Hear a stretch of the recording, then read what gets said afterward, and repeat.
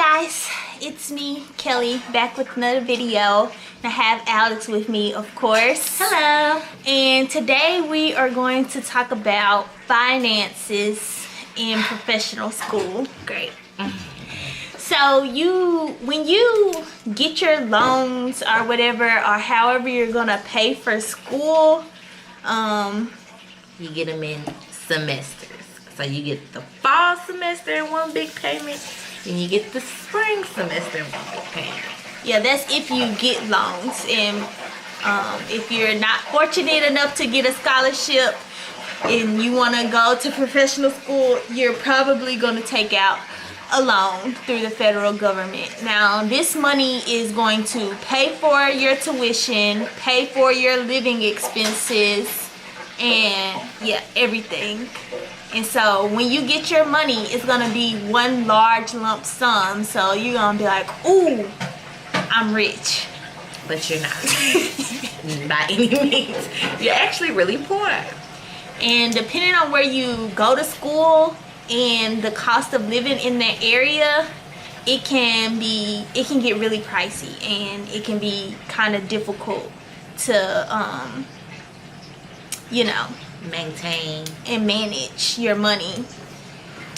So yeah, that's what we're going to talk about today. So the first point we have is eating out. yes. So Me and Kelly love to eat. yes, if I could, as my daddy would say, I would eat my money. Like if I had the choice of going to buy clothes or eating, I would eat. So, set yourself a couple of rules. Don't lie to yourself.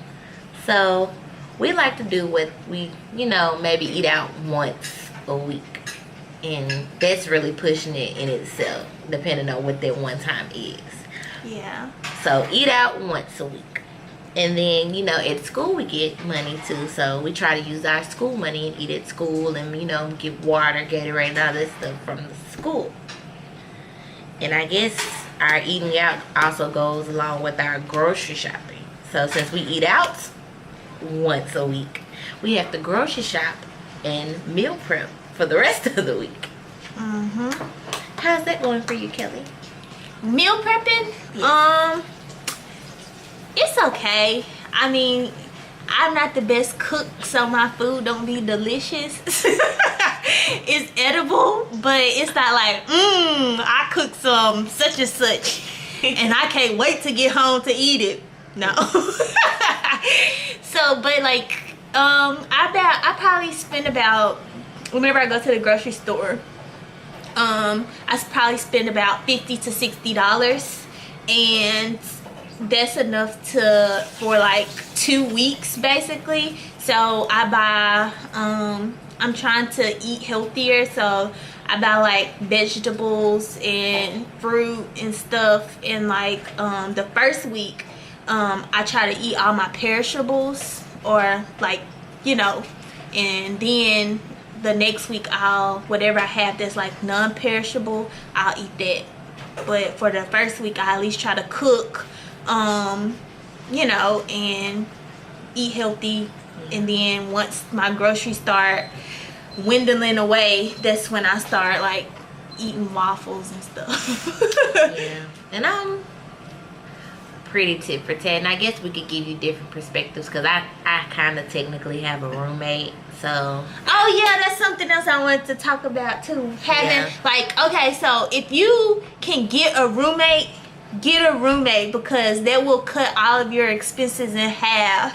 You will have like pay half the rent, half the light bill, half the water bill, everything, half the cable bill. Like I don't even have cable at my house because I live alone.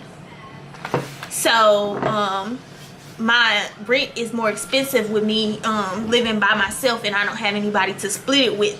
So yeah, I have to choose like what I want. So I'd rather live alone and not have cable. Yeah. So if you are gonna live alone, know yourself. Yeah. If you know you like to spend money, you may need to just dig deep and go ahead and get you a roommate.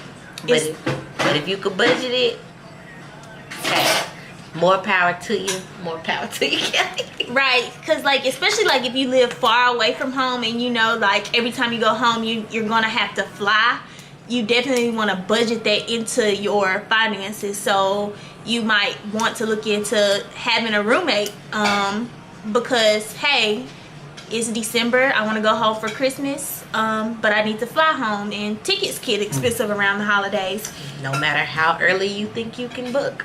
So yeah, and for me, like we're pretty good about sticking to the rule though of eating out once a week. Now if it's a good week and it's a stressful week, we might slip up and do twice, and normally that once a week is normally on Sundays after church, so it kind of works out.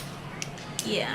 So next point we have is going out. Now some of our classmates in other places and that I know of, people were like, oh, let's go get a happy hour. Happy hour sound good until you overexpend on the happy hour. 2 for 1s can go a long way, but too many 2 for 1s, it's still a big bill. And it's like once you have your big lump sum of money in the beginning, it's like, oh, let's go catch happy hour this week. Oh, let's go catch happy hour next week. But once you start getting towards like December and your money's getting low, you think back and you're like, I should have went to less happy hours. I shouldn't have gone to that. I should have just went home or something. But yes, speaking of, probably won't be getting no one Christmas gifts, do it yourself project gifts. Exactly. So it's you live kind of like, I don't want to say you live poor because I still enjoy things. Like I still spend money on what I want to spend it on.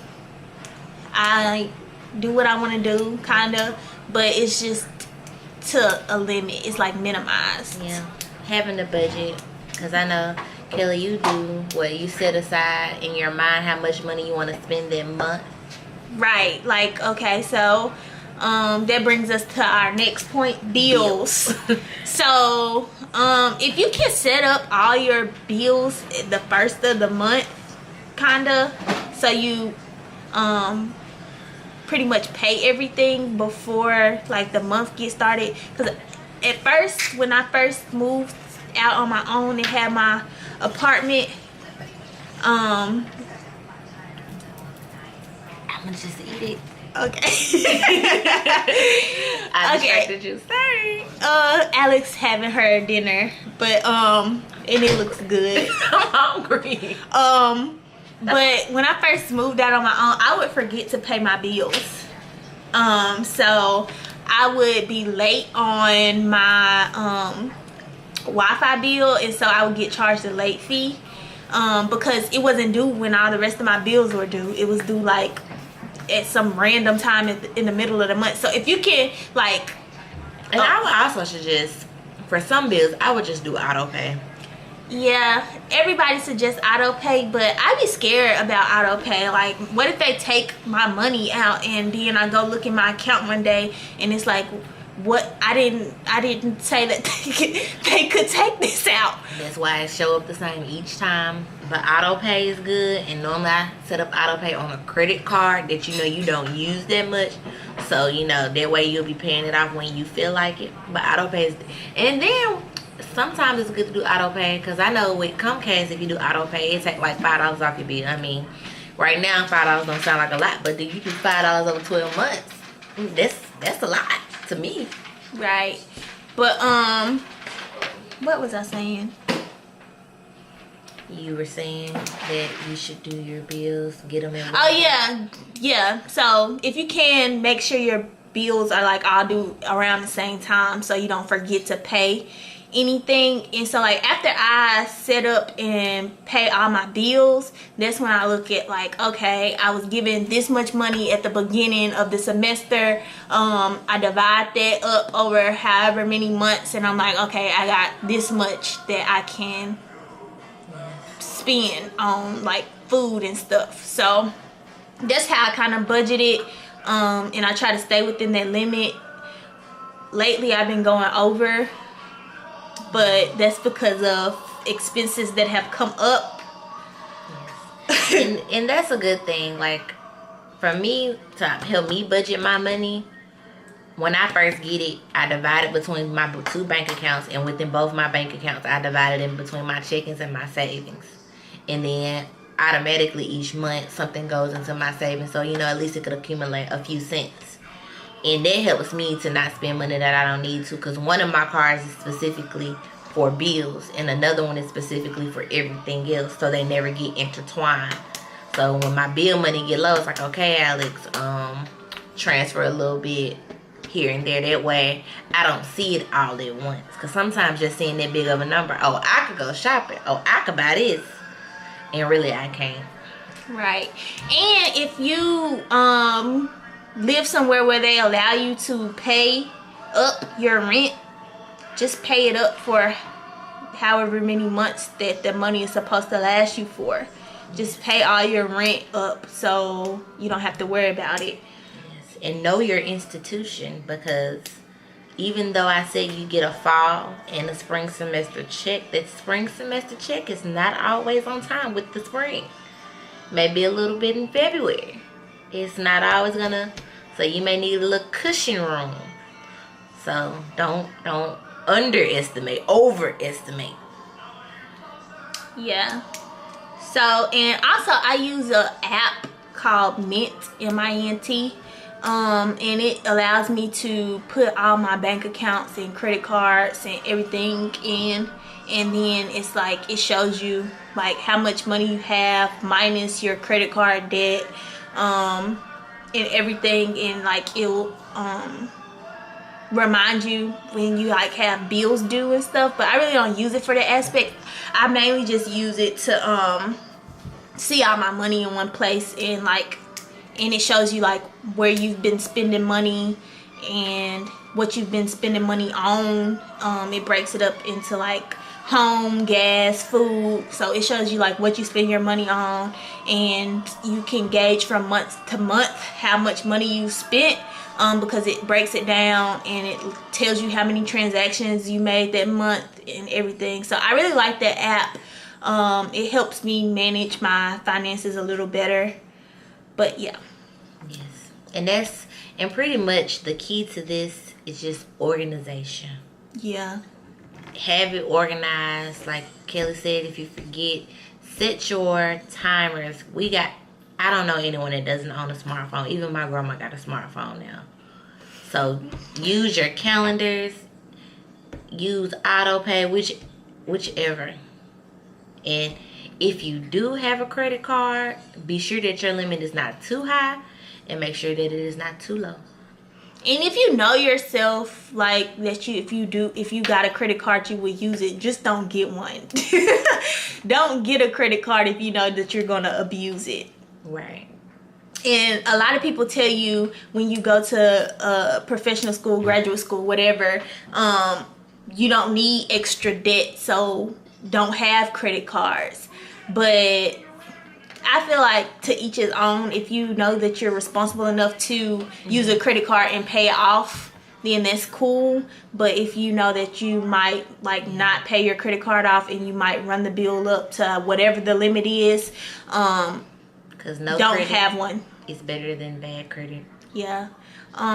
And also with credit cards, I think you're not supposed to go over 35% of the credit limit. Yeah, 35 to 40. Yeah, 35% of your total credit limit. You're not supposed to go over it, because that can make your credit score go down or whatever. Right. But that's a whole nother story. But yeah, I think that's it for this video. That's all we have for you guys on finances and professional school. We hope you enjoyed this video. Hope it's helpful to someone out there. Yes, and feel free, if you have some extra tips, you could just put them in the comments and someone else will see them. Yeah, so don't forget to like, comment, and subscribe to my channel.